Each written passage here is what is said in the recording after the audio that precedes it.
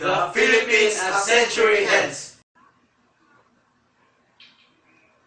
Philippines a Century Hence is an essay written by Philippine national hero Jose Rizal to forecast the future of the country within 100 years. Rizal left that it was time to remind Spain that the circumstances that ushered in the French Revolution could have a telling effect for her in the Philippines. This essay, published in La Solidaridad, starts by analyzing the various causes of these miseries suffered by the Filipino people. First, Spain's implementation of her military policies. Because of such law, the Philippine population decreased dramatically, poverty became more rampant than ever, and farmlands were left to wither. The family as a unit of society was neglected, and overall every aspect of the life of the Filipino was retarded. Second, deterioration and disappearance of Filipino indigenous culture when Spain came with the sword and the cross.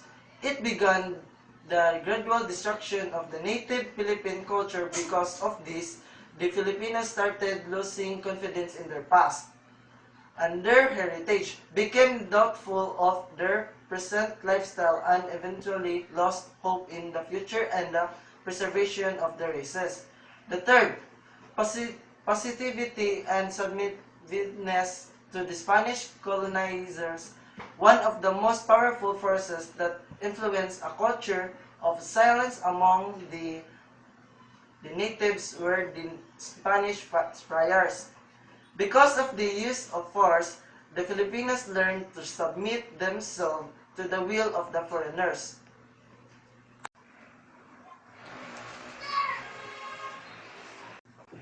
The question then arises as to what had awakened the hearts and opened the minds of the Filipino people with regards to their plight. Eventually, the natives realized that such oppressions in their society by foreign colonizers must no longer be tolerated. One question Rizal raises in this essay is whether or not Spain can indeed prevent the progress of the Philippines.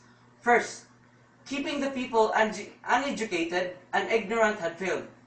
National consciousness has still awakened, and great Filipino minds still emerge from the rubble.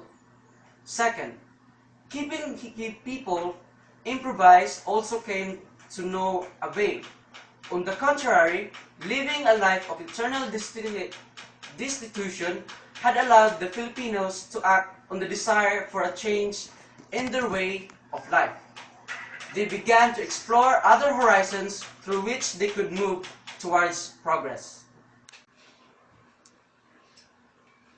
Spain, therefore, had no means to stop the progress of the country. What she needs to do is to change the colonial policies so that they are in keeping with the needs of the Philippine society and to the rising nationalism of the people. What Rizal had envisioned in his essay came true. In 1898, the American wrestled with Spain to win the Philippines and eventually took over the country. There was a reign of democracy and liberty. 5 decades after Rizal death, the Philippines gained her long-awaited independence. This was in fulfillment of what he had writing in this essay. History does not record in its annals any lasting domination by one people over another of different races, of diverse usage and custom of opposite and divergent ideas. One of the two had to yield and succumb.